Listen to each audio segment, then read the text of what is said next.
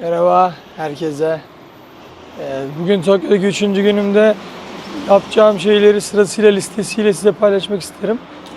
Şöyle ki ilk başta şu anda elimde bulunan bir tane GR Pass var. Bu GR Pass ile 7 günlük bir aktivasyon yaptırdıktan sonra 7 gün boyunca tüm Japonya içindeki Shinkansenler, yani Shinkansen hızlı trenler anlamına geliyor. Saatte böyle 400-500 km hıza kadar ulaşabilen trenler. Bunları kullanabiliyorsunuz.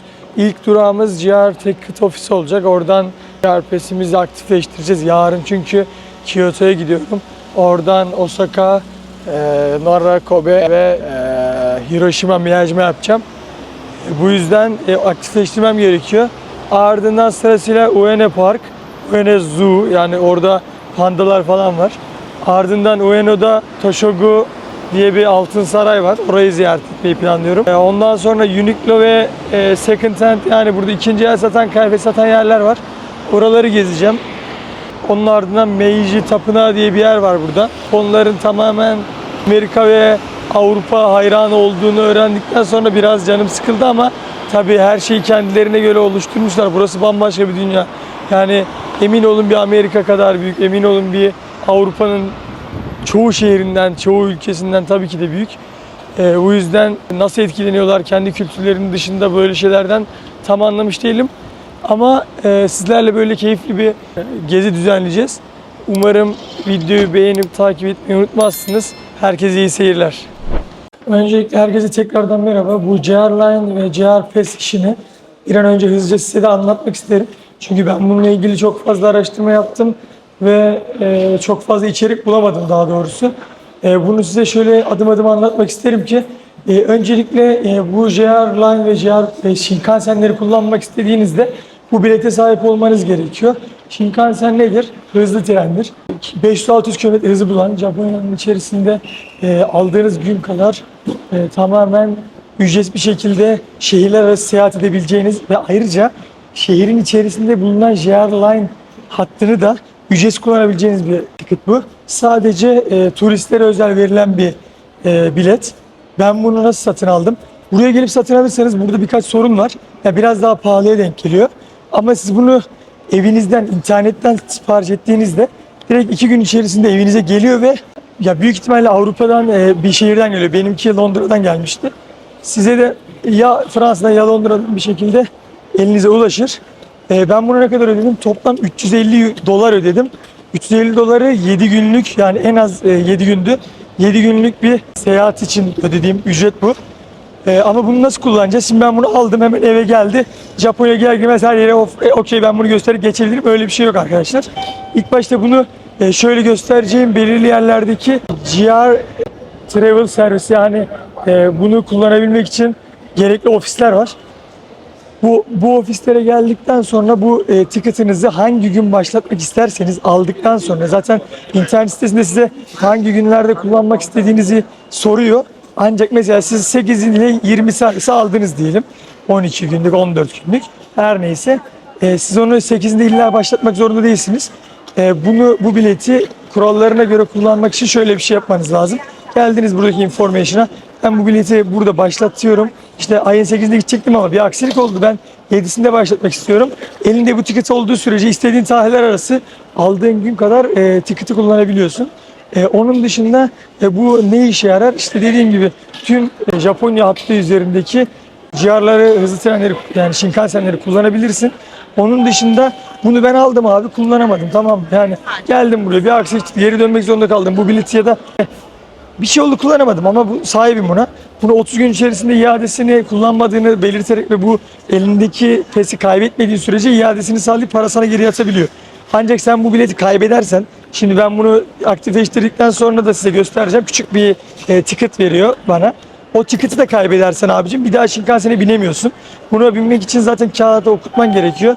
İlk başta geldiğinde buradan ticket'ı değiştiriyorsun, aktifleştiriyorsun işte hangi gün istersen. Ardından ticket'ını sınırsız bir şekilde kullanabilirsin. Ben şimdi içeri gireceğim ve nasıl aktifleştireceğimle ilgili soru soracağım information'a. Ondan sonra sizlere de tekrar bilgilerini vereceğim. Yeah, hi. Yes, Asia Pass. this I have this GR Pass, Okay. but I want to use this from tomorrow starting. It's okay. It's okay? Yeah, the starting date Last day is and 16. yes, 16. You have ordinary 7 days One, pass. So one, 1, 2, two, 3, three, 4, four, 5, five, 6, six, 7. seven. Yes, include until midnight. Oh, okay, it's okay. May I see a passport? Yes, okay. This is what it is, whole Japanese, yeah?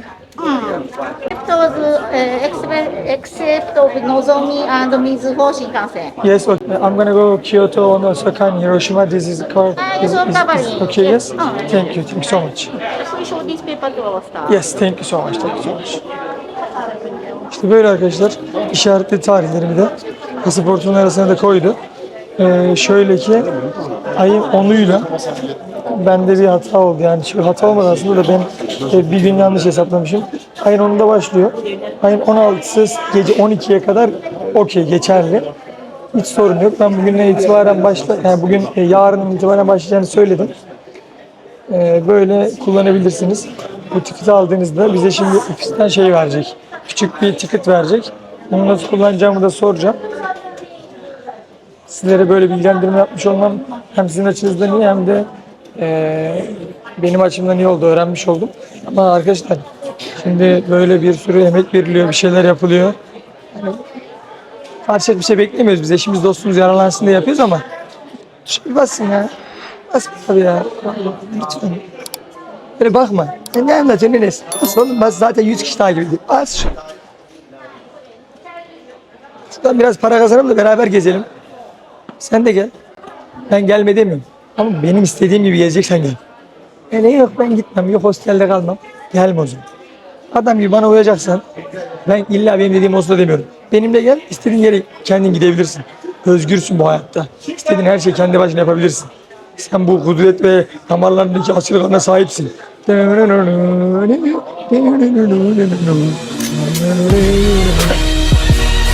Birazdan anlatacağım. Gevşemeye gerek yok. Do I need reservation seat? Reservation seat? Yes, it's here. Yeah, thank you so much. Arigato gozaimasu. Or Spain? No, Turkish passport, Turko. Turkey. Here a lot of people Turkey living. Yeah. Yeah, Kapadokya and Istanbul and Ankara in capital city. Turkey is very famous. What do you think about in Turkey? Turkey and Erdogan. President Erdogan. Yes. Erdogan. Evet arkadaşlar, böyle aldık biletimizi. Bunu okutuyorsun. Bunu kaybedersen diyor ananı beller, ölürsün, ağlarsın diyor. Bu yüzden ne yapıyoruz arkadaşlar? Kaybetmiyoruz. Bunu aldık şimdi. En önemli yerimize koyacağız. Ve yarın istediğimiz tarihte kullanabiliriz. Yani artık istediğimiz zaman binebiliriz. Trenler içinde size bir link bırakacağım aşağıya. Sizin çok işinize yarayacak bir şey bu. Tüm Japon hattının hangi saatlerde, hangi dakikalarda kalktığını gösteriyor. Yani bu saatte bu buradan kalkıyormuş, bu buraya gidiyormuş. Hemen şey yapabilirsiniz. Bileti okutup devam. Bu işi de çözdüğümüze göre şu anda Ueno Park'a doğru gezimiz tekrar başlasın. Gezimize kaldığımız yerden devam ediyoruz. Diğer videoları da sağ üst köşeden falan filan bir yerden profile tıklayıp izleyebilirsiniz. Ueno Park'a geldik şu anda. Şimdi burası genel itibariyle 1850'lerde yapılmış bir park. Çok fazla önemi atfedilen bir yer değilmiş zamanında ama şu son zamanlarda içerisinde bulunduğu birkaç tapınak ve hayvanat bahçesi sayesinde huzurlu bir yaşam alanına çevrilmiş bir yer burası. Şöyle göstereyim. Buraya gelirseniz böyle sabah ben gibi 8-9 şu anda saatler bir şekilde yürüyüş yapıp sessiz sakin bir şekilde gelmek için çok özel ve güzel bir yer olduğunu düşünüyorum. Bir de böyle tam şehir merkezinin ortasında olduğu için insanlar için de bir yürüyüş yolundaki dinlenme alanı olarak anlatılabilir. Çünkü gerçekten burada Ağustos böceklerinin sesleri falan filan, burası sakura zamanında bu ağaçlar tamamı mükemmel bir manzaraya eşlik ediyor sizlere. O yüzden buraya gelmenizi öneririm, en azından sakin ve dingin bir arayışınız varsa. Şurada da içerisinde bulunan tapınakların ve bölgelerin haritası çizilmiş. Biz şimdi sırayla hepsini gezeceğiz, ardından da hayvanat bahçesine gideceğiz. Büyük bir mabet sizi karşılıyor geldikten sonra da. Böyle bu adetleri olduğu için al bakılır. Ardından bilmem nedir. Dilek tutulur. Tütsü yakılır vesaire. Dua edilip fotoğraf falan yasakmış. Kapatalım. Arkadaşlar burada da böyle beyzbol antrenmanları yapıyorlar. Bu ülkede beyzbol gerçekten çok değerli ve çok fazla tercih edilen bir spor. Zaten dün bahsettiğim gibi bir Amerikan hayranlıkları var. Onun getirdiği bir sanırım ilgi odağı da burada. Ama zaten dünyada en fazla oynanan ikinci ülkeymiş beyzbol burada. İlk başta kaldığım tüp hostelin yanındaki çok büyük bir beyzbol stadı da Tokyo'nun dünyanın ikinci sanırım en büyük beyzbol stadyumuymuş. Burada arkadaşlar böyle küçük çocuklar yeni sanırım başlamışlar, antrenmanlar yapıyorlar.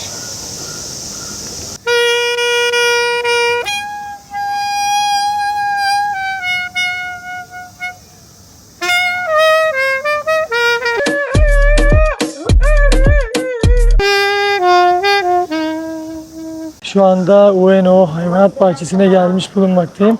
Buraya giriş internette okuduğum ve araştırmalarıma göre 600 yen. Yani 110 lira falan. Burası 1882'de açılmış olup Japonya'nın en eski hayvanat bahçesiymiş. Ay hayvanları işte şey yapmaya öyle bir şey yok abicim. Adamlar yapmış. Burada emin ol senden daha iyi besleniyorlar. İçeri bir gezelim. Bu pandaların olduğu bir hayvanat bahçesi. Bu sıcaklıkta nasıl panda yaşar diye sorabilirsiniz. Arındırılmış bir alanlar var. Hepsini sizlerle paylaşacağım birazdan. 400 para üstümüze aldık. Akşam 5'e kadar açıkmış burası. Bir girelim, gezelim, ne var ne yok bir bakalım bir. Bugünün programı. Bilgi. Saat 2'de diyor bu var. İngilizce yazayım ya. Allah'ım ya. Durun hemen sizin için çevireceğim bir saniye dostlarım. 11.30'da Polar Bear. Evet. 14'te Kuzey Gorillası çıkacakmış. Falan. Bir günümün tamamını ben burada harcayamam. Bir bakalım hızlıca ne varmış. Evet arkadaşlar. Şu anda şöyle bir filin yanına geldik. Ama ölmüş herhalde. Oğlum kalk lan. Oğlum biz geldik uyuyorsun sen. Uyuma zamanı mı? Kalk. Hadi kalk. Orada bak yaşam alanı oluşturmuşlar arkadaşlar. Bunlara şöyle göstereyim. Orada işte suyunu falan içebiliyor. Burada dinlenme alanı yapmışlar. Onun içinde gerçekten çok sıcaktır yani ben yanıyorum bu sıcakta. Bu burada ne yapıyor acaba? Allah. Üzüldüm ben. I don't ever slow up, no I don't take shit. I got no love for the fakeness. If you wanna play tough and wanna hate this, I'll always show up. I don't ever slow up, no I don't take shit. I got no love for the fakeness. If you wanna play tough and wanna hate this, I'll always show up and make a statement. I don't ever slow up, no I don't take shit. I got no love for the fakeness. If you wanna play tough and wanna hate this, I'll always show up and make a statement. Everything I do so instinctive and so passionate. Parasını hala bulamadık. Canım sıkıldı. Ama burada bir gorilla varmış. Anam.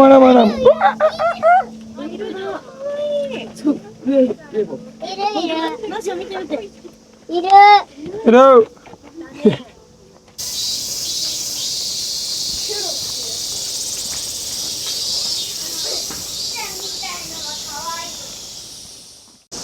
Arkadaşlar şu anda geldim ve kutup ayısını görmeye gelmiştim ama saatinden daha farklı bir zamanda. Aslında saatinde gittim ama çok kısa bir süre duruyormuş. Tam o saatte orada olman gerekiyormuş ben. 33 geçe falan gittim. 2-3 dakika durup geri gitmiş. O yüzden buraya geldiğinizde ilk başta girişte yazan map'i takip edin ve oradaki saatlere göre içeri giriş yaparsanız görmek istediğiniz özellikle bir hayvan varsa onu görebilirsiniz. Çünkü pandalar falan da hep 4.30'da çıkacakmış. Kuşlar işte 2.30-3'te çıkacakmış. Buraya gelirseniz böyle bir mağduriyet yaşamamanız için planlayıp gelebilirsiniz buraya. Çünkü çok fazla zaman kaybedersiniz. 3-4 dönüm 30 dönüm araziye kurmuş pardon. Bu dönüm muhabbet de her yerde farklı. İşte siz ona göre şey yaparsınız. Burada hediyelik şeyler satıyorlar. Göreceğiniz üzere.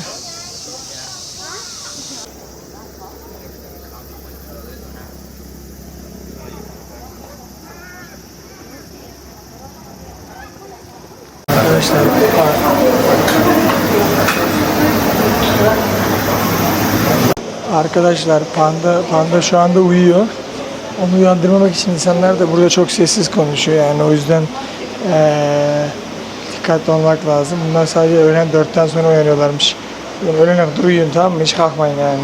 Aman kalkarsan falan bir yerin incinir. Şimdi içeri girdik arkadaşlar. Burada büyük bir panda ve bu uyanık. Bunun videosunu çekmeye geldik şu anda. Şöyle göstereyim size. Yakınlaştırayım hatta. Şöyle yakınlaştırabilirim. Oy çok iyisin. Aman nasıl yiyor? Şaka gibi.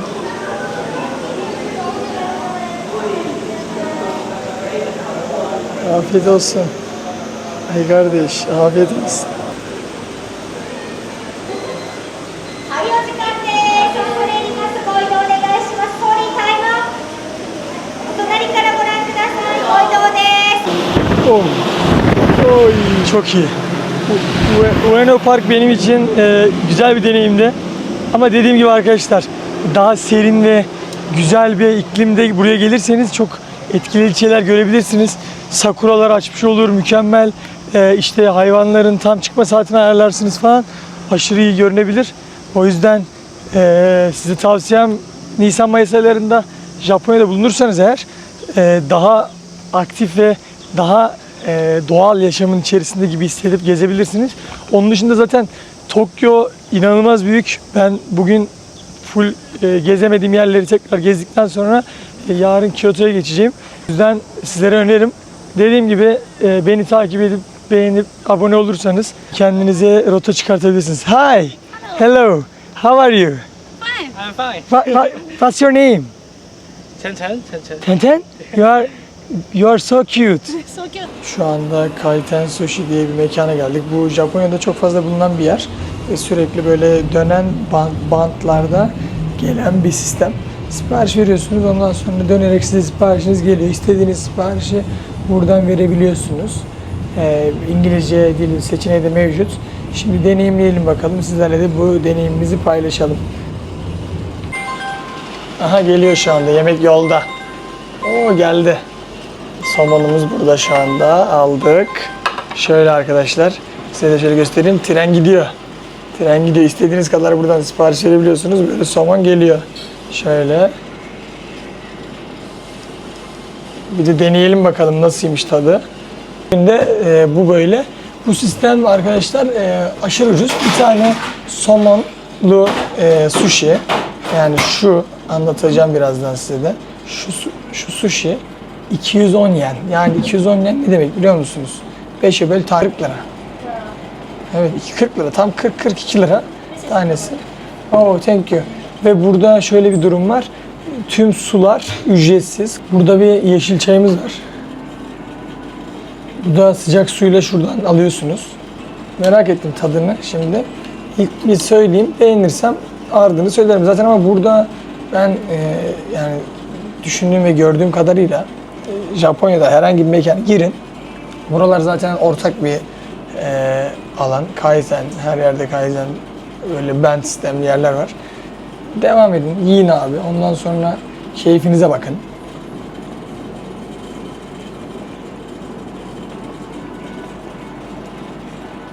Fazla yerseniz istediğiniz kadar söyleyebilirsiniz.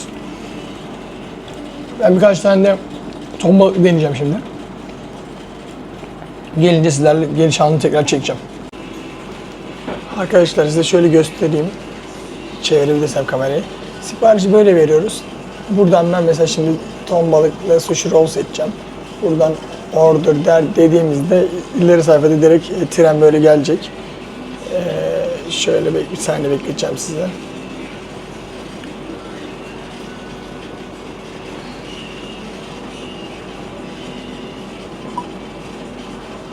Seçtim. Buradan order dedim. Okey. Hepsi şimdi oraya listeye düştü. Hanımefendi hazırlayıp bize gönderecek şimdi. Sizler de bunu bekliyorsunuz biliyorum. Ve bayağı ucuz yani mesela şu altılı ton balığı 520 lira odaklamada. 520 yen. Onun dışında işte daha yeni söylediğim 200 lira yani 40 lira bu 500 o 100 lira anladın mı? Yani 140 liraya bayağı doyabiliyorsunuz. Su zaten ikram. Herhangi bir sorun yok burada. Bir de içeride hazırlıyorlar. Yani daha yeni hazırlanıyor burada hızlıca geliyor. Hani öyle hazır bir şeyi tabağa koyup yollamıyorlar. Amaç o değil yani. Amaç o olsa zaten böyle bir sistem olmaz. Sistemi gördünüz mü? Birazdan göstereceğim. Oradan hazırlıyorlar. Bak geliyor gördün mü? Ops geldi. Aldık. Burada zaten kötü bir şey yok, harbiden yok yani. Aldık. Hemen. Bak bunu da öğrendik ha, hem hızlı öğrendik. Öyle alıyorsun abicim. Bir parça sushi'ni, yosun kaplı sushi. Allah bereket versin baba. Hop. Hemen şöyle az bir şey şöyle şeye bandırdık soya sosuna. İnaf, çok bandırmayalım. Hemen baba. Bir öğlen yemeğinden alabileceğin ucuzluktaki en büyük maksimum şey burası yani bence. Çünkü oturabileceğim bir doğru düzgün mekan yok zaten. Yani var da bir sürü mekan var. Şöyle değil yani. Ha, gideyim burada kahve içeyim, ay burada bir Big Mac yiyeyim, bir gideyim bir yerde. Oğlum şunların gitmesini mi istiyorsun ha? Sushi, pirinç, balık diyeti bozmaz.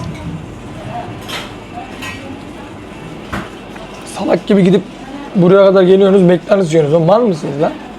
Adam yiyeceksen kardeşim gittiğin ülkeye özgü şeyler ye. Böyle avel şeyler yemeyeceğim. Bak şuna. Gördün mü? Film çekersin, film. Bana afiyet olsun. Allah olmayanlara da versin. 120 yen verdim yani 120 lira. Türkiye'de herhangi bir şey 120 liraya yiyemezsin yani. Bu imkansız gibi bir şey. Burada 120 liraya bak şimdi 6 yattı 7 parça sushi yedim. 600 tane somonlu sushi yesem 200 yenden ne eder biliyor musun? 1500 yen eder. Yani 1500 yen ne kadar biliyor musun? Böyle abicim 5'e 300 TL. 300 TL'ye 30 tane sushi yiyebilir misin Türkiye'de? İmkansız. Yani o yüzden arkadaşlar biraz bir şeyleri kıyaslarken oranın tamam alım gücüyle vesaire tamam kıyaslayabiliriz ama hani bu gerçekten başka bir seviye. Bu insanların ben dolar karşısında şu anda bu kadar zayıflamasının sebebini de gerçekten bu kadar ahlaklı ve düzgün iş yaptıklarından kaynaklandığını düşünüyorum. Gelirseniz burası Ueno bölgesi. Burada bir çarşı burası. Şöyle Amerikan ürünleri var burada. Amerika'dan getirttikleri ürünler. Bizim çok fazla dikkatimizi çeken şeyler değil ama gelirseniz burada uygun değil bu arada onu da söyleyeyim. Birkaç ceket falan sordum 25-30 bin yen diyorlar. Yani 5 bin lira 6 bin lira ceket. Değmez. Bu arada kebap gördüm orada da bu oğlum kebap bizim la bizim. Bizim. Adı da bizim la. Kebapla adını biz koyduk. Herkes bir şeyde yani. Bir şeyleri sahiplenmekte. Hadi al sizin olsun al. Hadi al. Yapabileceğim bakalım Adana'daki kebap gibi. Şimdi şu anki durağımız arkadaşlar Meiji Tapınağı. Şu anda Meiji'ye gidiyorum. Orada görüşmek üzere. Arkadaşlar merhaba. Şu anda Ueno bölgesinin çarşısında gezerken bir tane Türk abime denk geldim. Japonya'da zaten Türk insanlara denk gelmemek imkansız gibi bir şey. Doğru mu abi? Yansın abi, yolda Burada, peki abi memleket nere? Ben aslen Urfa Siverekliyim. Doğma ben Mersin Tarsusluyum. Tamam. Yaşam büyüme Antalya, Alanya o Geri bölge. kalan hayat He. dünyadasın yani. Yani. Yaşıyorsun bu hayatı. Yani. Abi şimdi sana birkaç sorum olacaktı. Buyur abi. Buradaki yaşam standartları sence nasıl? Türkiye'den buraya geldiğinde ilk başta zorlandığın şeyler neler oldu abi? Ya buraya ilk geldiğimde ister istemez dil konusunda bayağı bir zorlandık. İnsanlara iletişim konusunda, işte bir yere gitme konusunda. Yazılarda hiçbir yerde yani İngilizce kolay kolay yazmadığı için Evet doğru. hep Bir de alfabeyle bizim hiç Alfabe- alışık olmadığımız bir alfabe. alfabe konusunda hep zorlaştık yani. Ondan sonra iş konusunda da Allah var yani bizim Türkler olmasaydı biz iş konusunda bayağı bir zorlanırdık. Çünkü vizen olmadan, bir bilmeden bir şirkette Tabii. çalışma mümkün değil. Evet. Ama bizim Türklerin inşaat sektöründe, kebap sektöründe dil bilmesen de vizen yarım yamalak olsa da Bir şekilde biz iş yaparız. Bizim çünkü elimizde her işe yatkın ya abi. Bir şekilde hallederiz. Peki abi yapmadığı iş buraya nasıl geldin abi? Nasıl yerleştin? Uçakla geldim. Buraya dediğim gibi Antalya'da çalışıyorum turizmde. Evet abi. Otelde ve restoranda. Oradaki bir tane turizm hocam bunlar yıllar önce Kapadokya Nevşehir'de çalışırken arkadaşı Japonla tanışmış Japonya'ya gelmiş. Evlenerek mi gelmiş abi o da? Ya kız bir bayanla gelmiş. Burada Tamam, evlenmişler, burada buraya yerleşmiş. yerleşmiş, Tamam. dükkan açmış. Şirket açmış. Oradaki turizm hocam da Antalya'da kalmış. Yani Evet. Türkiye'de kalmış. hı. Ben de onun yanında çalışırken ya seni Japonya'ya göndereyim mi? dedi. Olur abi dedi sen. Ben dedim ki bir deneyek abi, niye olmasın dedim. Buradaki adamla irtibat kurdu. Buradaki adam işte işi biliyorsa, efendiyse, dürüstse, namusla, şerefse, onurluysa, yani benden bahsetti. Evet abi. Ben oyum dedim, ben gelebilirim dedim. Geldik. Vallahi bir geldik işte çalıştık. Peki bizim burada vize sorunumuz yok ya. 2014'ten beri biz buraya vizesiz giriş yapabiliyoruz. 90 gün burada kalabiliyoruz Japonya'da. Bir yıl içerisinde. 14'ten önce de Öyle miydi abi? ben geldim. Yine bir şey vardı yani. 90 gündü. Yine 90 gün mü? Evet, 90 gün. Anladım. Ondan sonra yeni bir mütabakat imzalanmış sanırım Türkiye ile. Daha böyle 2 kere giriş çıkış hattında daha fazla kalabiliyorsun büyük ihtimalle. Şu an geçik yaptırıyorlar çünkü duyduğuma göre. Ben öyle yaptım daha önce. Peki abi buranın ekonomik durumuyla ilgili bahsetmek istersen burada en az maaş kazanan kişi ne kadar alıyor abi? Ya dünyanın her yerinde şu an ekonomi çöküş var. Evet, kesinlikle. Her yerde var. Bazı ülkeler daha çok çökmüş, bazı ülkeler daha az çökmüş. Bazı ülkeler de stabil, kendi şeyinde, Evet, kendi abi. yağında Kavruluyor, yani. aynen öyle. Japonya'da en az 200 bin yen alman lazım ki geçinmen için. 200 bin yen de zor yani. Peki Asgari buradaki ev ücret, kiralar nedir abi? ev kiraları da şehre göre, yere göre değişiyor. Mesela ben bu Uedo tarafında bir yerde bu ev kiralamak istiyorum. Burası biraz Uedo'da. Aynen. Ueno'da hemen hemen her yerde istasyon var, her yerde çarşı olduğu için Hı, biraz şehir, pahalı. her yer şehir yani sayılır. O yüzden en dandik, en kötü yer 70 binden yani 700 dolardan hemen hemen başlar. Neden 70 binden? Bir oda yani. Bir oda bir Tuvalet banyosu da aynı. ortak. Tabii aynı yani. Oo çok Tuvalet kötü abi. banyo, çamaşır hepsi aynı. 70 binden başlar diye düşünüyorum. Yani burada en az yani bir 300 bin 400 bin yen kazanırsan ortalamada yaşarsın değil mi? 300 bin kazanırsan ucu ucuna geçinirsin. Abi ben Türkiye'de polisim. FBI. Aynen. FBI'dir. Aynen öyle. Burada polisler hakkında bilgin nedir abi biliyor musun? Polisler abi burada Yani nasıl davranıyorlar vatandaşa burada? dışarıda çok güzel davranıyorlar. Hı hı. Dışarıda. Polis gördüğün zaman Aa, sana kolay kolay herkese soru sorun. konnichiwa geç. Böyle çok sakinler, çok iyiler Tamam. dışarıda ama. Yalnız sen içeri girdikten sonra polis değil yani insanlıktan çıkıyor. Allah Allah. Tabii. Yani burada mesela Tabii. bizim perde arkasında görebileceğim ya göremediğimiz işkence Aynen, tarzı aynen. sıkıntılar yaşanıyor yani. Aynen Kurtlar Vadisi gibi yani. İçeri girdin mi Yani o zaman diyor ki sana girme diyor. Çünkü Evet. bunun bir yasal karşılığı var. Mesela Aynen. sence burada bir suç işlediğinde mesela en küçük cezasına veya en büyük cezası hapis cezasıyla daha üzeri bir ceza var mı burada? Burada zaten ya idama kadar var canım. İdama kadar var mı Ya, burada? geçen Çinli birini idam ettiler. Suçu Birkaç neymiş kişi öldürdü. duydun mu abi? Trende birkaç kişi öldürdü. Allah Allah. Tabii. Adam yani yıllardır kimse idam etmiyordu. Çinli yabancı idam ettiler ilk defa. Ama idamla hak etmişti. Ondan sonra bu AB'yi öldüren adam da idam etme riskleri ölmediyse idam ederler yani. Peki abi burada sence yeni gelecek arkadaşlara bir tavsiyen olsa ne dersin? Gelmeyin derim. Vallahi. Vallahi gelmeyin. Türkiye'de uzun süre yaşamış bir insansın ama şu anda son dönemde Türkiye çok kötü bir ekonomik krizde. Ya dediğim gibi ekonomi her yerde kötü. Aynen bence de ekonomi her türlü değişebilir ve düzelebilir. kendi Ama ya- ahlakı çevirmek için yani sence buradaki ahlakı Türkiye'ye öğrenebilir miyiz biz? Ya şimdi Yıllarca yaşamış bir insan. herkes buranın ahlakını çok güzel sanıyor. Ben de Türkiye'nin ahlakını güzel sanıyorum. Neden Öyle dersen mi? ben bir vatansever bir insanım. Herkesin görüşüne saygı duyarım. Tabii canım. Burada yani Japonya'da yıllarca yaşamış bir insan olarak konuşuyorum. Herkes Japonları dürüst, namuslu, temiz, onurlu, vatansever sanıyor ama hiçbir şey yani bunların Göründüğü gibi hiçbiri değil diyorsun. Yaşamadan bilinmez. Japonlar kadar yani bak Japon eşim de Japon. Japonlar içindeyim yani yayınlayabilirsin. Herkes de Eyvallah. görebilir. Japonlarda hırsızlık, üçkağıtçılık, namussuzluk, yolsuzluk hepsi her, var. Abi her millette çıkar Her bu. millette var. Her milletin bozu Evet. vardır. Ama genele vurduğumuzda bir dışarıdan öyle görünüyor. Benim gördüğüm Evet. kadarıyla o yani. Dışarıdan temiz Yani benim bir görünüyor. şeyim insan çalınırsa geri gelecekmiş gibi hissediyorum görünüyor. burada. Hissediyorsun ama gelmez. Vallahi. Gelmez. O niye gelir biliyor musun? Her yerde kamera var. He, onu Her yerde karakol millet var. almaya korkar değil mi? Tabii Suç canım. işlemeye korkar o yüzden. Şimdi 30 metre, 20 metre, bırak 50 metre bak her yerde kamera var şu an. Tabii evet. Polisler her yerde 100, Ama sürekli bir denetim halindeymiş gibi hissediyorum abi. 100 metre bir karakol var. 200 metre bak şu köşede He. karakol var. O köşede karakol Polis var. istasyonu Arkada her yer, karakol değil mi? var. Şimdi bu kadar güvenilir bir ülkede bu kadar karakol neden var? Bu Doğru kadar yani kamera neden kontrolü var? sağlamak bu kadar büyük bir ülkede zor zaten. Bunun için böyle önlemler almış olabilirler. Aynen. O Peki yüzden çocuk var mı abi? var. Görebilir Bir miyiz? tane Var oğlum fotoğraf. var. Valla. Tsubasa ellerinden öper. Oo, yenge zaten Japon olduğu için ne kadar yaşlı bir oğlum varmış. Kaptan Tsubasa sağ ol. Adını da Tsubasa koymuş. Tsubasa. Aynen. Peki küçükten bir hayranlık var mıydı? Tabii, Anneme tabii. vesaire. Tabii. Tsubasa'yı çok sevmişler, top oynuyor. He. Tsubasa'yı çok severdim küçükken. O yüzden Zaten oğluma kafaya Tsubasa koydum. bandanayı da takmışsın. Ya bandajı takma sebebim terleme. Her, gözünün içine akıyor değil mi burada? Gözüm içine akmasın, müşteri gelirken yemeğe oraya bırakmasın tabii, diye tabii. tutmasını buraya bak koymuşum. Ben standart önlem Tabii abi temiz olalım da gerisi Önlem çok mi mühim değil. alıyorsun? Aynen. İnşaatta çalışıp kas takıyorsun ya. Tabii. Motora gidersin. Aynı bu şey. Ben de öyle. Aynen Önlem öyle. almadan işe başlamam. Tabii. İşe başlamam. Abi çok teşekkür ederim bana zaman Eyvallah. ayırdığınız için. Teşekkür ederim. Abi kendinize iyi bakın. Teşekkür Her şey için çok sağ olun abi. Ha, yazıyı çekelim abi şöyle. Farklı sistem diyor. Yani Japonya'ya özel bir gönderme yapmış ama İngilizce belki anlamazlar diye. Enes kardeşim de iyi arkadaştır. İyi temiz Allah bir razı olsun abicim. Temiz arkadaş derken her gün yıkayan anlamda değil. Temiz arkadaştır. Eyvallah. Takip edin lütfen. Eyvallah abi, çok teşekkür ederim.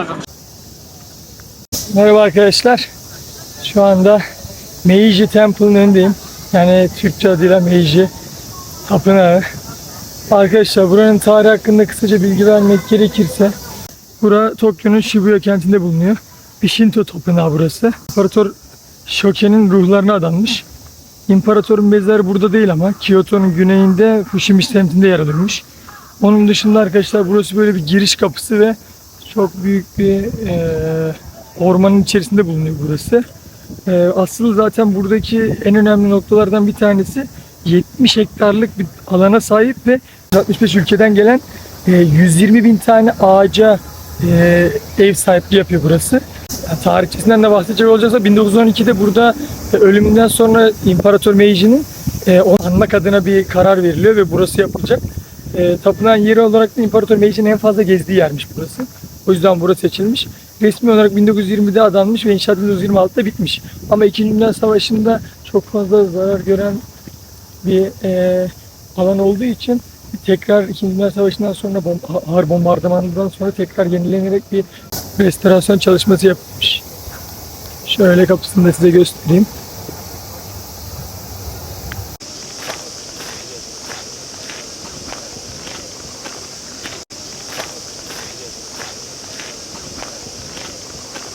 Arkadaşlar bunlar samanla sarılmış sake fıçıları. Bunların burada olmasının sebeplerinden bir tanesi her yıl Meiji'nin ölüm yıl dönümüne özel bağışlanan fıçılar bunlar. Genel itibariyle bağışlayan kişiler bu sake üreticileri ve bira üreticileri tarafından buraya adak olarak adanıyormuş. Sake üreticilerinin Meiji'nin ruhuna olarak gönderdiği özenle seçilmiş, özenle işlenmiş sake fıçıları. Çok huzurlu bir alan. Burası zaten genel itibariyle de insanların dinlenme alanı olarak da kullanılan bir alanmış. Şu anda tapınağın içerisine doğru ilerlerken gerçekten her zaman anlattığım şey gibi burası çok huzurlu bir alan. Genel itibariyle Japonya'daki bu tapınaklar olsun veya işte rekreasyon alanları veya işte dinlenme alanları gerçekten huzur verici bir sakinliğe sahip. Burada bir insan da burada gelip çok fazla böyle ses olsun vesaire yapmıyor çünkü dini bir tapınak olduğu için insanlar saygı gösteriyor. Arkadaşlar burada diyor ki istediğiniz bir dileği diyor doğayla beraber yazın. Zarfın içine bir miktar sunduğunuz dilek ve doğayla beraber bir parasal bir teklif bırakın diyor. Ondan sonra yazdığınız şeyi şuradaki şöyle göstereyim yere asıyorsunuz. Dileğinizin gerçekleşmesini bekliyorsunuz. Bir gün gerçekten bu dileğiniz gerçekleşiyormuş bunu yazarsanız. Biz de şimdi bir şeyler yazalım ama büyüsü kaçmasın. Biz yazdıklarımızı göstermeyelim.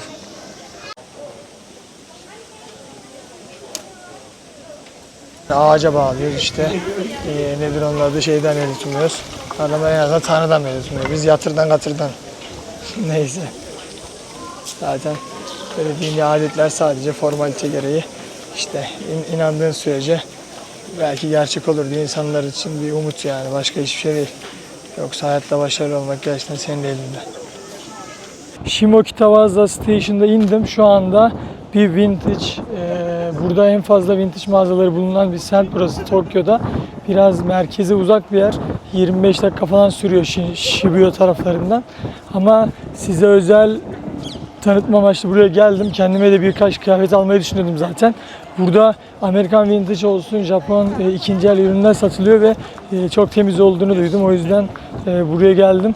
Size de bununla ilgili fiyatlandırma bilgisi ve tanıtımı yapacağım. Böyle bir mekana geldim şu anda. Burada biraz fiyatlarla ilgili de sizlere bilgi vereceğim. Bunların tamam Amerika'dan gelen ikinci el ürünler arkadaşlar. Mesela şöyle bir tişört bakalım. 4000 yen yani 900-850 lira civarı. biraz pahalı. Ama mesela şöyle bir kot 10.000 yen. Yani 2.000 lira falan. Bunlar Amerikan ürünü olduğu için burada çok fazla değer gördüğünden kaynaklı burada çok bize göre pahalıya denk geliyor olabilir. Mesela böyle tişörtler var. Markası neymiş bakalım. Yani normal bir marka aslında. Ama Looney Tunes diye. Yani işte çok basic tişörtler var şöyle. Ama hiçbir şey yok yani üstünde. Yine aynı dediğim gibi 400-500 lira. Yani Japon kültürünü yansıtan bir şey almayı düşünüyordum ama tamamen bunların ikinci el ve Amerikan kültür. Böyle bir yer önerdiler bana. Burası çok ünlüymüş burada. Kaçta kapanıyor? 8'de kapanıyor arkadaşlar. Şöyle göstereyim. Ben güzel bir şey beğenip almayı düşünüyorum birkaç tane. Sizlere de aldığımda şöyle dükkanda göstereyim. Aldığımda sizlere de göstereceğim aldığım ürünlerin ne kadar aldıklarını. Arkadaşlar şimdi böyle geldiğimiz yerden böyle kıyafetler aldık. Aldım yani. How much is this? This price and another price. Okay. Size ucuzluğu ilgili şeyleri bahsedeceğim şimdi. İkisinin fiyatı 5200 yen. Yani şöyle how can I use that? Is that 5'e böldüğümüzde arkadaşlar 1000 lira ikisi. 500 yani. Şunu da gösterebilir miyim? Ops şöyle. Yes. Şu arkası şöyle. Bakar mısınız? Aşırı iyi duruyor yani. Kumaş falan çok tam Japanese işi. Evet arkadaşlar, buradan istediğiniz bir ikinci el kıyafeti olursa gelip buradan alabilirsiniz. Ancak ben bu Amerikanvari şeylerden çok hoşlanmadığım için almak istemedim. Aslında severim ama burada bayağı böyle hani bana hitap eden bir şey yoktu. Ben 2 parça ürün aldım, onları da burada giymek için. Biraz işte otantik olsun diye. Gün batımına karşı şurada size anlatmak istedim. Dediğim gibi böyle gelirseniz burada alışveriş yapabilirsiniz. Biraz şehir merkezine uzak. Şu anda beni izlediğiniz ve takip ettiğiniz için ve beğenirseniz falan işte bir şeyler. Onlara basarsanız sevinirim. Umarım keyifli bir izleti olmuştur sizin için de. Şimdi bugünün sonuna geldik. Kendinize iyi bakın. Görüşmek üzere.